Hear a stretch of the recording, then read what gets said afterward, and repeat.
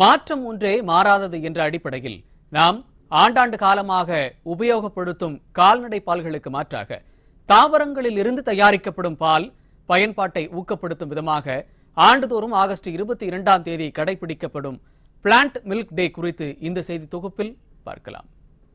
ஆண்டாண்டு காலமாக பசு, எருமை, ஆடு, கழுதை, ஒட்டகம் போன்றவற்றிலிருந்து பெறப்படும் பாலை குழந்தைகள் முதல் பெரியவர்கள் வரை பயன்படுத்தி வருகிறோம்.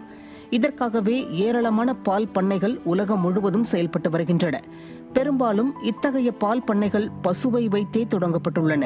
அங்கு அந்த வாயில்லா ஜீவன்கள் பல்வேறு சித்திரவதைகளுக்கு ஆளாகின்றன. இந்த அவலத்தை நீக்கும் மாற்று திட்டமாக முன்வைக்கப்பட்டதே தாவரப்பால் எனப்படும் மாற்றுப்பால் முறையாகும். நம் நாட்டில் ஏற்கனவே தேங்காய், அரிசி ஆகியவற்றின் மூலம் கிடைக்கும் பால் பயன்பாடு குறைந்த அளவில் இருந்து வருகிறது. இந்த நிலையில் தற்போது உலகம் முழுவதும் சோயா பால் பயன்பாடு அதிகரித்துள்ளது. அதேபோன்று பல்வேறு தாவரங்களில் இருந்தும் பால் தயாரிக்கப்பட்டு விற்பனை செய்யப்பட்டு வருகிறது.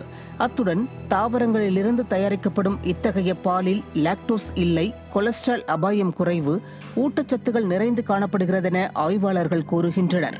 இதற்கு கால்நடைகளிலிருந்து பெறப்படும் பாலுக்கு ஆகும் செலவை விட குறைந்த செலவே ஆகும்.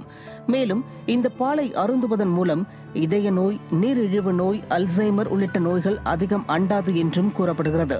அதே சமயம் கால்நடைகளிலிருந்து பெறப்படும் பால் மூலம் கருப்பை, மார்பகம், புரோஸ்டேட் புற்றுநோய் அபாயம் உள்ளதாகவும், ஆனால் தாவரப்பாலில் அது இல்லை என்றும், கால்நடை பால் செரிமானமாவதை விட தாவரப்பால் எளிதில் செரிமானமாகும் என்றும் 2018 நடத்தப்பட்ட ஆக்ஸ்போர்டு பல்கலைக்கழக ஆய்வு முடிவுகள் தெரிவிக்கின்றன. இப்படி பல்வேறு நன்மைகள் அடங்கிய தாவரப்பாலின் பயன்பாட்டை அதிகரிப்பதில் தவறு ஏதும் இல்லைதானே?